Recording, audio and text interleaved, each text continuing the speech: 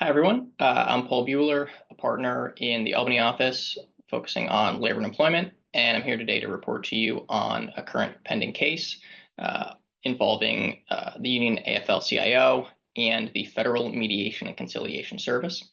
So just for a little bit of background, the Federal Mediation and Conciliation Service, FMCS, is a federal agency and essentially provides services to unions and employers to help resolve and mediate disputes between them, particularly when they are negotiating collective bargaining agreements, also uh, helping resolve grievances, and to appoint arbitration panels.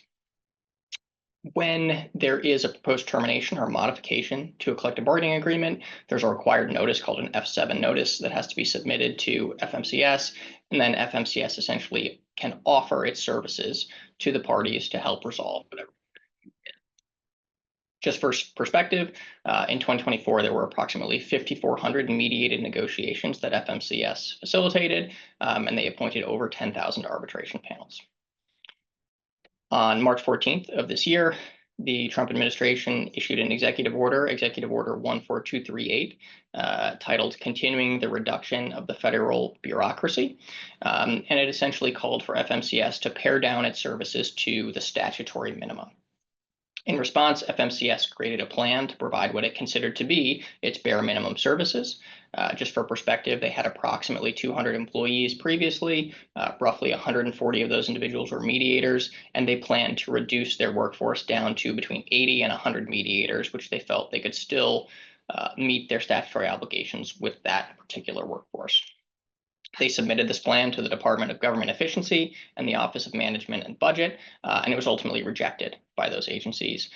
Essentially, they unilaterally determined that FMCS would be cut down to roughly 15 total employees and its director.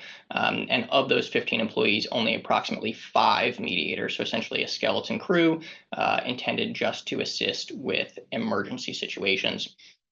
So FMCS began implementing this reduction in its workforce at the end of March and essentially put over 90% of their staff on administrative leave and providing them notice that they would ultimately, many of them would be let go in early May.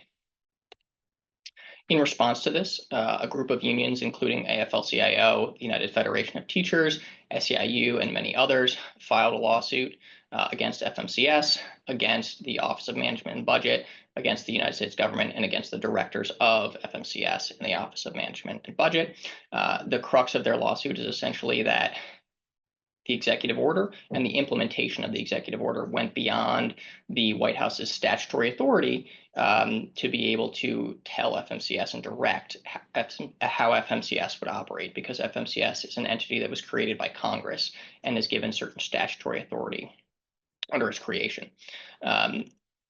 Because of this lawsuit, the unions also filed a preliminary injunction motion, which is currently pending. Essentially, they're arguing that this executive order should be set aside and that FMCS should be allowed to operate as it previously did.